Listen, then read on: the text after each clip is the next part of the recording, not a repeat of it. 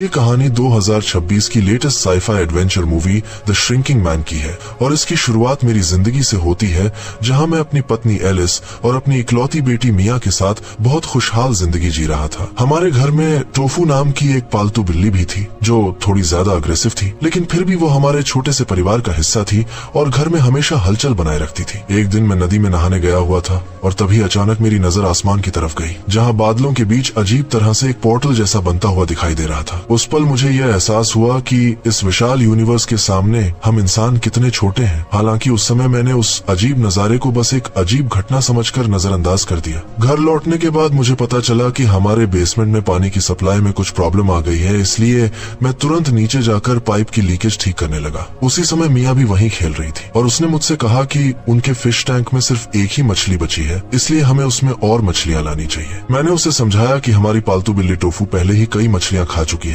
इसलिए अभी सबसे जरूरी यही है कि इस एक बची हुई मछली को ही सेफ रखा जाए। इसी बीच मिया ने मुझे यह भी दिखाया कि बेसमेंट में एक मकड़ी ने अपना जाल बना लिया है और उसने कहा कि मैं उस जाले को तोड़कर मकड़ी को मार दूं, लेकिन मैंने ऐसा करने से मना कर दिया क्योंकि मुझे हमेशा से अपने से छोटे जीवों जैसे मकड़ियों, चूहों और मक्खियों के लिए एक अलग ही लगाव महसूस होता था। मेरे हिसाब से हमसे बहुत छोटे होने की वजह से ये जीव उसी दुनिया को हमसे बिल्कुल अलग नजरिए से देखते हैं, इसलिए मैं हमेशा कोशिश करता था कि मेरे हाथों किसी छोटे जीव की जान न जाए। मैंने मिया से कहा कि यह तो बस एक छोटी सी मकड़ी है और इससे हमें क्या ही खतरा होगा, इसलिए इसे ऐसे ही रहने देना बेहतर है। मेरी जिंदगी में प्यार की कभी कमी नहीं रही क्योंकि एलिस मेरा पहला प्यार थी और मिया जैसी बेटी होने के बाद मुझे लगता था कि मेरी फैमिली पूरी हो चुकी है। लेकिन फिर 5 मई की सुबह जब मैं सोकर उठा तो मुझे अचानक कुछ अजीब सा महसूस हुआ क्योंकि बाथरूम में खड़े होकर मुझे लगा कि शावर पहले से ज्यादा ऊपर लग रहा है। साथ ही जो शर्ट्स मुझे पहले बिल्कुल फिट आती थी वे भी आज थोड़ी लंबी लग रही थी। हालांकि उस समय मैंने इस बात पर ज्यादा ध्यान नहीं दिया, लेकिन सिर्फ 2 दिन के अंदर ही मेरे लगभग सारे कपड़े जरूरत से ज्यादा लंबे लगने लगे। और ये देखकर एलिस ने भी मुझसे पूछा कि क्या मैं अपना वजन कम कर रहा हूँ। मैंने उसे बताया कि अगर मैं थोड़ा वजन घटा भी लूँ तो भी कपड़ों का साइज इतना नहीं बदलता, इसलिए जरूर मेरी बॉडी में कोई अजीब सी प्रॉब्लम हो रही है। इसी वजह से मैंने उसी दिन पास के डॉक्टर के पास जाकर चेकअप करवाने का फैसला किया ताकि पता चल सके कि आखिर मेरे साथ हो क्या रहा है। जांच के दौरान बाकी सब कुछ नॉर्मल निकला, लेकिन मेरी हाइट सिर्फ 176 सेंटीमीटर मापी गई, जबकि मुझे पूरा यकीन था कि मेरी हाइट 180 सेंटीमीटर है। यानी मैं 4 सेंटीमीटर छोटा हो चुका था और ये बात सुनकर मैं खुद भी हैरान रह गया क्योंकि ये कैसे संभव हो सकता था। डॉक्टर के पास भी इसका कोई जवाब नहीं था क्योंकि मेरी सभी रिपोर्ट्स नॉर्मल थीं, इसलिए उन्होंने मुझे कुछ दिन इंतजार करने की सलाह दी। लेकिन मेरे लिए इंतजार करना आसान नहीं था क्योंकि हर गुजरते दिन के साथ मुझे साफ महसूस होने लगा कि मेरा साइज सच में घटता जा रहा है। अब हालत ये हो गई थी कि मेरा हेलमेट भी मुझे ठीक से फिट नहीं आता था और मैं रातों को जागकर बस यही सोचता रहता था कि आखिर मेरे साथ हो क्या रहा है। मुझे बार बार उसी दिन का ख्याल आता जब मैंने आसमान में वो अजीब सा क्लाउड पोर्टल देखा था और उसी समय मैंने सोचा था कि हम इंसान यूनिवर्स के सामने कितने छोटे हैं। तभी मेरे दिमाग में यह शक भी आने लगा कि कहीं वही अजीब सा क्लाउड फिनोमेनॉन इस पूरी घटना के पीछे की वजह तो नहीं है। इसी सोच में परेशान रहते 20 मई का दिन आ गया और अब हालत ये हो चुकी थी कि बाथरूम का शावर मुझे बहुत ज्यादा ऊपर दिखाई देने लगा था। मेरी उंगलियां छोटी हो चुकी थी और इसी वजह से मेरी शादी की अंगूठी भी उंगली से निकलकर गिर गई। जब मैं बाथरूम से बाहर आया तो एलिस मुझे देखकर हैरान रह गई क्योंकि अब मेरी हाइट उससे भी कम हो चुकी थी। ये देखकर हम दोनों डर गए और तुरंत फैसला किया कि हमें किसी बड़े और एडवांस्ड हॉस्पिटल में जाकर इसका असली कारण पता लगाना होगा। उस हाईटेक हॉस्पिटल में मेरी बॉडी के लगभग हर हिस्से के टेस्ट किए गए और डॉक्टरों ने पूरी कोशिश की कि इस अजीब कंडीशन का कारण ढूंढा जा सके, लेकिन आखिर में उन्होंने यही बताया कि मेरी बॉडी में कोई बीमारी नहीं है क्योंकि मेरे सारे ऑर्गन्स अपने प्रोपोर्शन के हिसाब से बिल्कुल नॉर्मल हैं। असल में मेरी पूरी बॉडी ही हर दिन प्रोपोर्शन में छोटी होती जा रही थी, यानी मेरा हर ऑर्गन भी उसी हिसाब से छोटा हो रहा था। सबसे डरावनी बात यह थी कि मेडिकल साइंस के पास भी इस कंडीशन का कोई जवाब नहीं था और डॉक्टर भी पूरी तरह कंफ्यूज थे। मैं कई दिनों तक हॉस्पिटल में एडमिट रहा ताकि डॉक्टर मुझ पर और टेस्ट कर सकें और शायद किसी तरह इसका कारण समझ सकें, लेकिन लगभग 2 हफ्ते बीत जाने के बाद मुझे साफ समझ आ गया कि साइंस के पास भी मेरी इस हालत का कोई हल नहीं है। धीरे धीरे मुझे यह भी महसूस होने लगा कि अब डॉक्टर मेरे इलाज से ज्यादा मुझ पर एक्सपेरिमेंट्स करने लगे हैं। इसीलिए एक रात मैंने चुपचाप हॉस्पिटल छोड़ दिया और सीधे अपने घर वापस आ गया। मैंने यह फैसला इसलिए लिया क्योंकि अगर मुझे हर हाल में छोटा ही होते जाना है तो अपने आखिरी समय हॉस्पिटल में नहीं बल्कि अपने परिवार के साथ बिताना ज्यादा बेहतर होगा। और उस समय मुझे बिल्कुल अंदाजा नहीं था कि आगे मेरी जिंदगी में जो होने वाला है वो मेरी कल्पना से भी ज्यादा खतरनाक साबित होने वाला है। आने वाले कुछ ही हफ्तों में मैं लगातार छोटा होता गया और हालत ये हो गई कि मेरा साइज अब एक डॉल के बराबर रह गया था, जिसे देखकर खुद एलिस को भी भरोसा नहीं हो रहा था कि मेरे साथ आखिर क्या हो रहा है। अब मैं डॉक्टरों के पास भी जाना बंद कर चुका था, इसलिए मदद मिलने का कोई रास्ता भी नहीं बचा था। और सबसे खतरनाक बात यह थी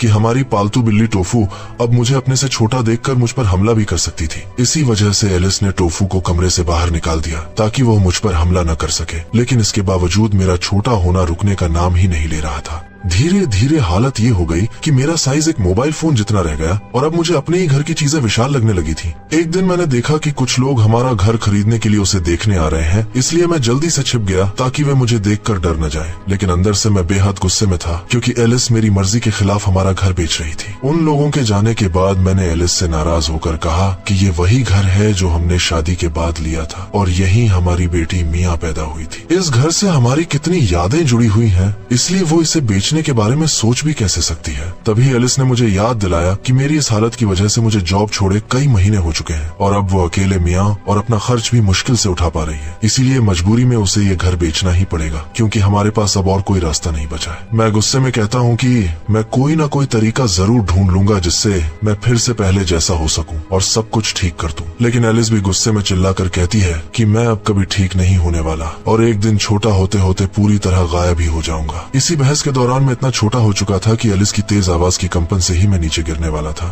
ये देखकर एलिस डर गई और तुरंत कमरे से बाहर चली गई। अब मेरी बेटी मिया को भी मैं काफी अजीब लगने लगा था क्योंकि उसका पिता अब पहले जैसा बिल्कुल नहीं रहा था। इसलिए आने वाले दिनों में मैं उसे खुश करने के लिए उसके डॉल हाउस में रहने लगा ताकि वह मुझे एक डॉल समझकर ही सही लेकिन मेरे साथ खेल सके। मैंने सोचा कि अगर वो मुझे खिलौना समझकर भी अपने पास रखेगी तो कम से कम मैं उसके साथ कुछ समय तो बिता पाऊंगा। लेकिन धीरे धीरे छोटा होते जाने की वजह से अब नॉर्मल इंसानों की आवाजें भी मेरे कानों के लिए बहुत तेज और असहनीय होने लगी थी। एक रात मैं मायूस होकर एलिस के पास जाकर सो गया क्योंकि अब मेरा साइज उसकी उंगलियों जितना छोटा रह गया था। हर गुजरते दिन के साथ मुझे महसूस होने लगा कि मेरी अपनी ही फैमिली में अब मेरे लिए कोई जगह नहीं बची है। एलिस और मिया धीरे धीरे मेरे बिना ही रहने की आदत डालने लगी थी और मैं बस उन्हें दूर से देखता रह जाता था। मुझे समझ आने लगा कि मैं अब उनकी जिंदगी का हिस्सा कम और एक अजीब सी समस्या ज्यादा बन चुका हूँ। फिर एक दिन जब मैं घर में अकेला था और बस समय बिताने की कोशिश कर रहा था, तभी हमारी पालतू बिल्ली टोफू किसी तरह कमरे के अंदर आ गई। उसे देखकर मैं डर गया और भागते हुए एक पिन पर गिर पड़ा जिससे मुझे चोट लग गई। तभी मुझे एहसास हुआ कि अब मेरे लिए एक छोटी सी पिन भी कितनी खतरनाक हो सकती है। लेकिन उस समय सबसे जरूरी था कि मैं टोफू से किसी तरह बचकर निकल जाऊं क्योंकि वह अब मुझे अपने शिकार की तरह देख रही थी। अपनी सुरक्षा के लिए मैंने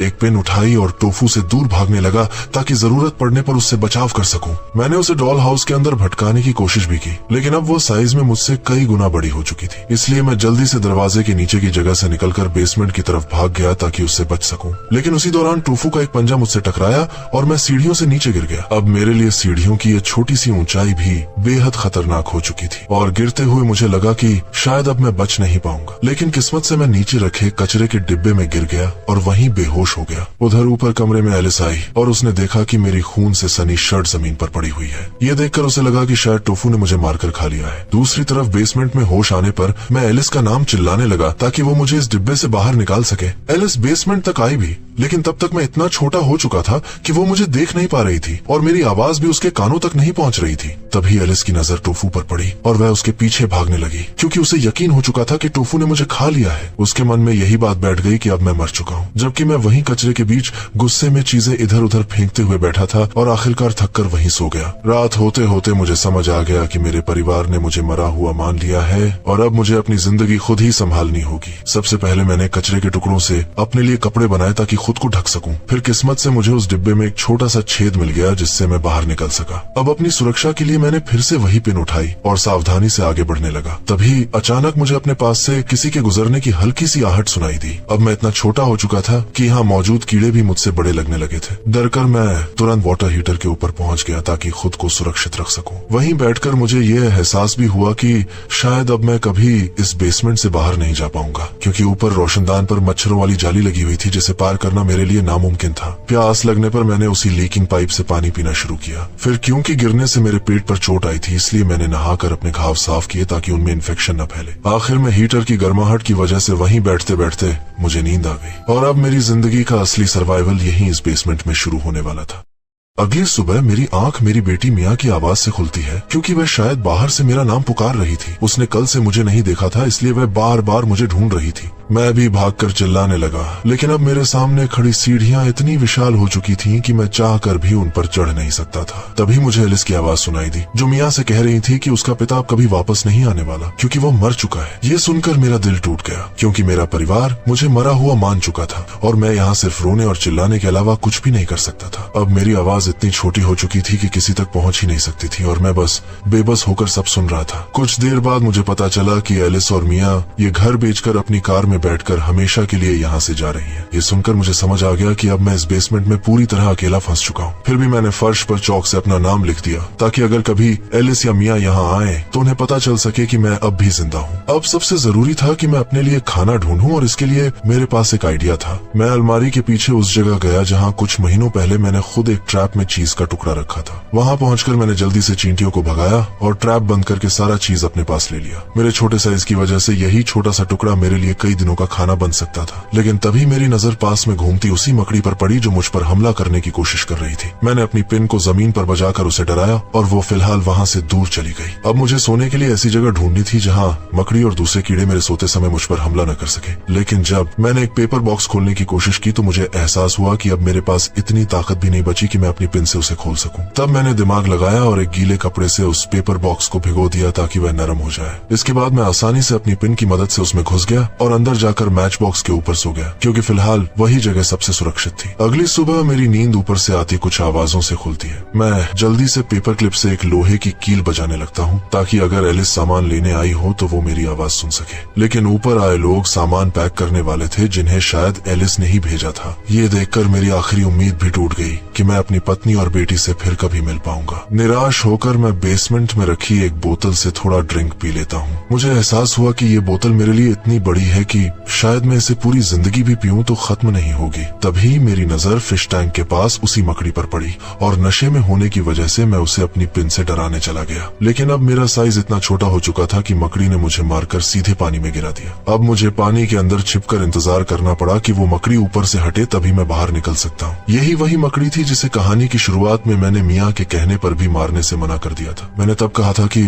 एक छोटी सी मकड़ी हमारा क्या बिगाड़ सकती है, लेकिन अब वही छोटी सी मकड़ी मेरे लिए सबसे बड़ा खतरा बन चुकी थी। कुछ देर बाद मैं पानी से बाहर निकला और समझ गया कि पूरे बेसमेंट में बस यही एक मकड़ी है। अगर मैं किसी तरह इसे खत्म कर दूं तो शायद यहाँ मेरी जिंदगी थोड़ी सुरक्षित हो सकती है। इसलिए मैं चारा बनाकर उस मकड़ी को मारने निकल पड़ा, लेकिन मेरे छोटे साइज की वजह से मैं उसे ज्यादा नुकसान नहीं पहुंचा पाया और वो उल्टा मेरा पीछा करने लगी। कुछ ही देर में वह मुझे चारों तरफ से घेर चुकी थी और लगभग मेरे ऊपर चढ़कर मुझे मारने वाली थी। लेकिन तभी मुझे कुछ लकड़ी के टुकड़े मिल गए और मैंने उन्हें उसकी आंखों में घुसा दिया, जिससे वह पीछे हट गई। मैं पानी में भीग जाने की वजह से बुरी तरह कांप रहा था, इसलिए मैंने माचिस से कई बार कोशिश करने के बाद आखिरकार आग जला ली। फिर मैंने कचरे के टुकड़ों में थोड़ी आग लगाकर खुद को सुखाया। बैठे बैठे मैं सोचने लगा कि पिछले कुछ महीनों में मेरी जिंदगी कितनी बदल चुकी है। कभी मैं बहुत खुश था और मेरे पास सब कुछ था, लेकिन फिर किसी अजीब वजह से मैं हर दिन छोटा होता गया और अब मुझे हर पल बचकर जीना पड़ रहा है। मेरी पत्नी और बेटी मुझे मरा हुआ मान चुकी है और शायद अब मैं उन्हें कभी देख भी नहीं पाऊंगा। इसके बावजूद मुझे अब इसी बेसमेंट में अपने तरीके से जीना सीखना होगा।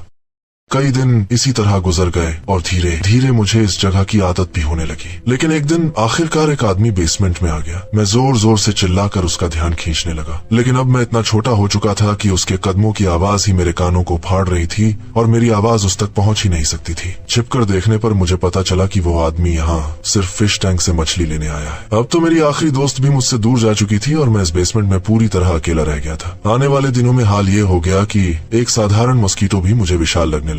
तभी मुझे एहसास हुआ कि अब शायद मैं रोशनदान की जाली से बाहर निकल सकता हूँ। इसके लिए मुझे सबसे पहले ऊपर चढ़ना था, इसलिए मैंने फर्नीचर की लकड़ी पकड़कर ऊपर चढ़ना शुरू किया। इसमें मुझे कई घंटे लगे, लेकिन आखिरकार मैं अलमारी के ऊपर पहुंच ही गया। वहाँ से मैंने दीवार पर छलांग लगाई और किसी तरह ये कदम भी पूरा हो गया। अब मुझे बस दीवार के छेद से होकर उस रोशनदान तक पहुंचना था, लेकिन रास्ते में मुझे उसी मकड़ी का जाला दिखाई दिया। मैं सावधानी से आगे बढ़ने लगा ताकि उसकी नजर मुझ पर न पड़े। दुर्भाग्य से मेरे कदमों की हल्की कंपन से ही मकड़ी ने मुझे महसूस कर लिया और वह मेरी तरफ दौड़ पड़ी। मुझे लगा अब शायद मैं बच नहीं पाऊंगा और यही मेरा अंत है। मैं चुपचाप खड़ा होकर अपनी मौत का इंतजार करने लगा, लेकिन उसी समय एक दूसरा इंसेक्ट जाल में फंस गया और मकड़ी उसे खाने के लिए दूसरी तरफ चली गई। मौका मिलते ही मैं पूरी ताकत से दौड़कर आखिरकार उस रोशनदान की जाली तक पहुंच गया, लेकिन वहां पहुंचकर मुझे एहसास हुआ कि मैं अभी भी जाली के छेद से थोड़ा बड़ा हूं, इसलिए बाहर नहीं निकल सकता। चूंकि मेरा साइज हर दिन और छोटा हो रहा था, इसलिए मैंने सोचा कि आज यहीं सो जाता हूँ। शायद अगली सुबह तक मैं इतना छोटा हो जाऊं कि इस जाली से निकल सकूं। अगली सुबह मेरी आंख खुली तो मैंने देखा कि कुछ चींटियां मेरे पैरों को काटने की कोशिश कर रही थी।